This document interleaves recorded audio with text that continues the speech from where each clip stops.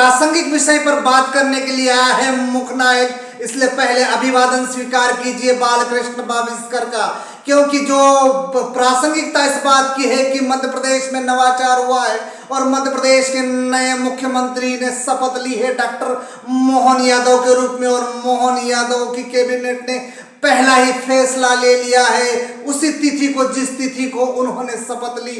उन्होंने पहला फैसला ये लिया है कि सभी मध्य प्रदेश में जितने भी स्थल है वहां पर मांस मदिरा या अंडे का विक्रय सार्वजनिक नहीं हो पाएगा। और लाउड स्पीकर, जी हाँ, मध्य प्रदेश में सभी धार्मिक स्थानों पर, शादी ब्याह और कहीं भी मनोरंजन स्थान पर किसी भी प्रकार का लाउड स्पीकर का उपयोग करना, अधिक सीमा से बाहर उपयोग करना वर्जित रहेगा। तो इसी बात की प्रासंगिकता के लिए मैं आपको इतिहास के उन पन्नों तक ले जाना चाहता हूं जो प्रागैतिहासिक काल में संत कबीरदास इस धरती पर जन्म लिए। और कबीरदास, चूंकि कबीरदास जी के बारे में मैं बता देना चाहता हूं कि कबीरदास जी निर्गुण भक्ति के धारा के कवि थे। उन्होंने किसी विशेष धर्म के प्रति उनका कोई लगाव नहीं था और हर धर्म में धार्मिक आडंबनाओं पर उन्होंने सीधा प्रहार किया। उन्होंने हिंदुओं पर भी प्रहार किया और मुस्लिमों की धार्मिक जो आडंबर है उन पर भी प्रभाव किया। उन्होंने हिंदुओं से कहा कि पहन पूजे हरे मिले तो मैं पूंजू पहाड़, याचे चाकी भली जो पीस खाए संसार। यानी कि उनका कहने का तात्पर्य यह था कि आप पत्थर पूजने से यदि भगवान मिल जाते हैं तो मैं पहाड़ को पूजू, क्योंकि पहाड़ से तो वो चक्की भली है जिससे संसार पीस कर खाता है, यानी आटा बनाता है अनाज का।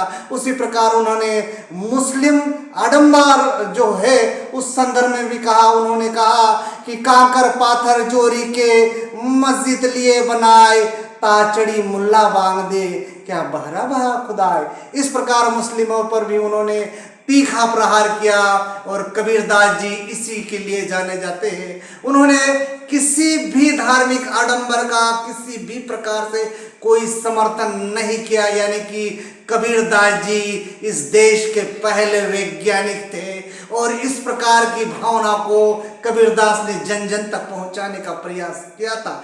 फलस्वरूप आज की इस प्रासंगिकता पर हम जाते हैं कि डॉक्टर मोहन यादव जो मध्य प्रदेश के मुख्यमंत्री है, उनके कैबिनेट ने जो पहला डिसीजन लिया, निर्णय लिया, वो इसी प्रकार का है। इसलिए प्रत्येक व्यक्ति को समझने की आवश्यकता है। मुख्य नायक और एक बार जो बात करना चाहता है मध्य प्रदेश के मुख्यमंत्री से, तो फिर जो धार्मिक स्थल है जहां पशु बलि प्रथा चली आ रही है, तो क्या उस बलि प्रथा को भी बंद किया जाएगा, प्रतिबंधित किया जाएगा? क्योंकि मनुष्य अपने छोटे से स्वार्थ के लिए, अपने स्वयं की खुशी के लिए जो पशु है, जो बोल नहीं सकता, जो मुख बधिर है, जिसका कोई दोष नहीं है, उसकी भी हत्या कर दी जाती है, यानी बलि चढ़ा दी जाती है। क्योंकि भारत जो देश है वो महावीर की भूमि है, वो बुद्ध की भूमि है, राम की भूमि है। तो ऐसे किसी भी महान पुरुष या किसी ईश्वर ने हत्या का कभी भी साथ नहीं दिया, हत्या करने की कभी भी अनुमति नहीं दी।